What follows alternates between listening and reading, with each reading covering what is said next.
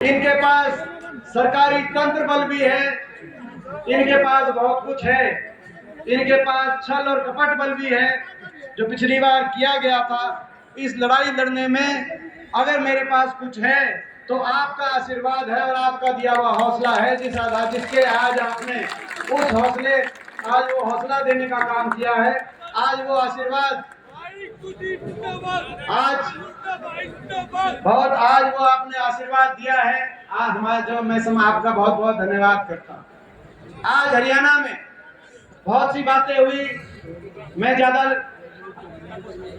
बहुत लंबी बात ना करते हुए, जहां तक हरियाणा प्रदेश की बात, 2014 में सरकार बनी, बड़े बहुमत के साथ बीजेपी की सरकार बनी, 19 में भाजपा की सरकार हो गई।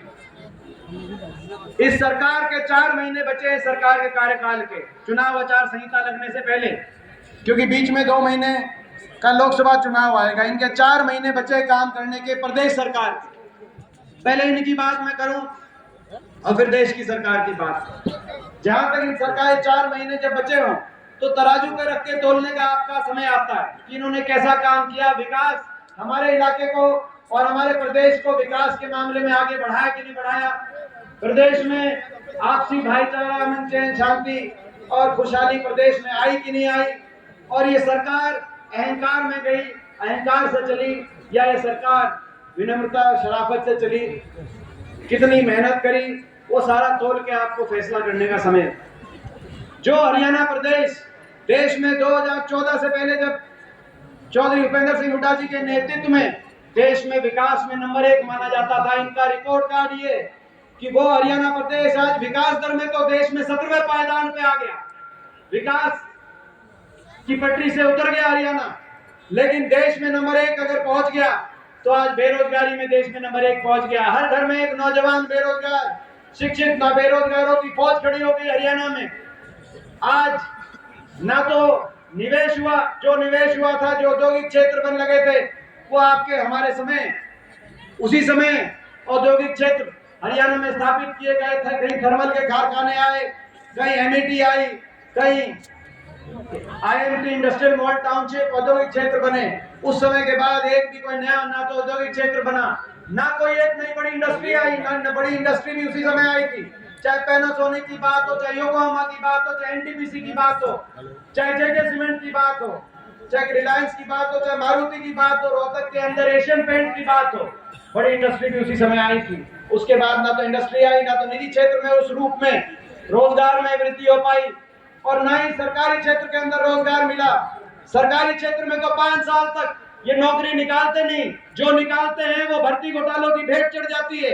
एचपीएससी एसएससी के दफ्तरों में करोड़ों रुपए की बरामदगियां, इस सरकार में 20 से ज्यादा पेपर लीक घोटाले, और इसके बावजूद अगर कोई लिस्ट निकल जाती है, निकली इन 5 साल में, और इससे पहले भी ये हमने देखा, तो उन लिस्ट में हरियाणा से ज्यादा हरियाणा के बाहर के नौजवानों का नंबर लगता है।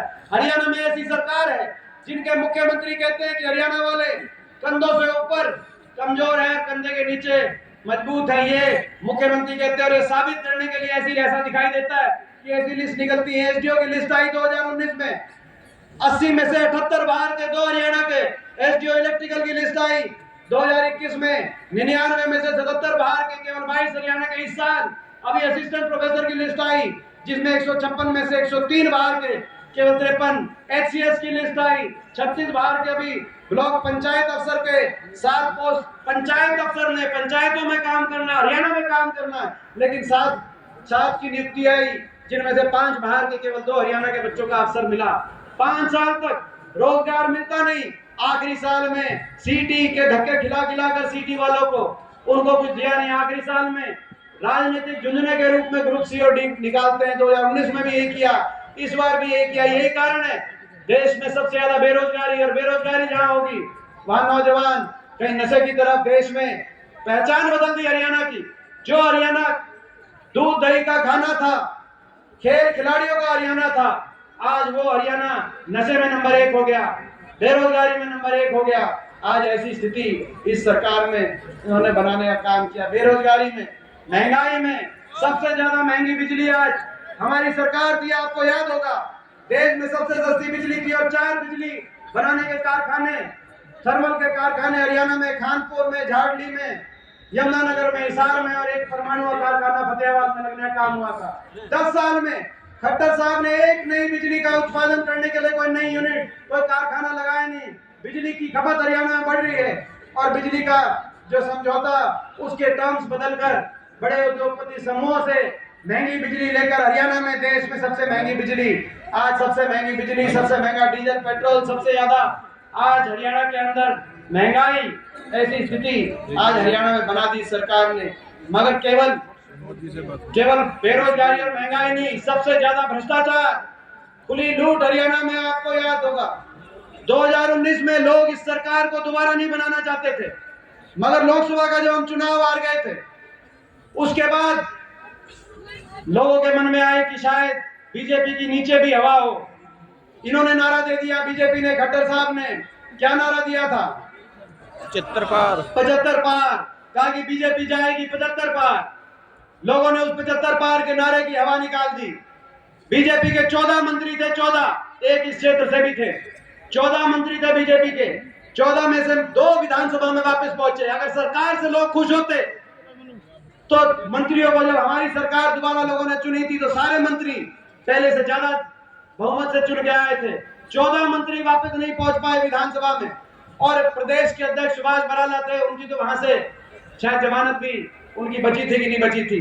ना तो पार्टी के अध्यक्ष जीत पाए थे, ना कोई मंत्री। लोगों ने सरकार को नकारा, 75 पार की हवा निकाली, 40 पे बीजेपी को रोकने का काम किया।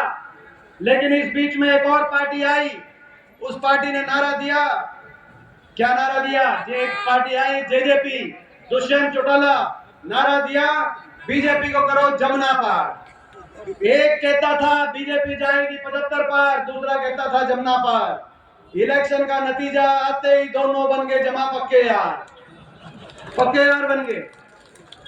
लोगों के साथ विश्वासघात कर दिया और कहा लोगों के बीच में कि हमारा समझौता हो गया, 5100 बुढ़ापा पेंशन मिलेगी, इस बात पे समझौता कर रहे हैं और बीजेपी को समर्थन दे रहे हैं। मैं पूछना चाहता हूं आपसे, आज जब 4 महीने बचे हैं इस प्रदेश सरकार के कार्यकाल के, वो 5100 पेंशन किसी की आई या नहीं आई? मैं आपसे पूछना चाहता हूं, प्रदेश के लोगों से पूछना चाहता हूं। 5100 की बुढ़ापा पेंशन का समझौता नहीं था, प्रदेश को लूटने का समझौता था, भ्रष्टाचार करने का समझौता था। आज सबको पता है कौन किस महकमे से लूटने का काम कर रहा है, कौन बीजेपी का है, कौन जेजेपी का है। गुड़गांव में कौन लूट मचा रहा है, झज्जर में कौन लूट मचा रहा है, रोहतक में कौन लूट मचा रहा है, शराब के महकमे में कौन लूट रहा है, एक्साइज के महकमे में, माइनिंग के महकमे में कौन लूट रहा है। डबल इंजन से प्रदेश में भ्रष्टाचार करने का समझौता था। प्रदेश को भ्रष्टाचार में, शराब का तो ऐसा घोटाला आया कि कोरोना काल में भी नहीं बख्शा गया। पूरे देश के अंदर प्रदेश को भ्रष्टाचार के मामले में कलंकित होना पड़ा। ऐसी सरकार हरियाणा में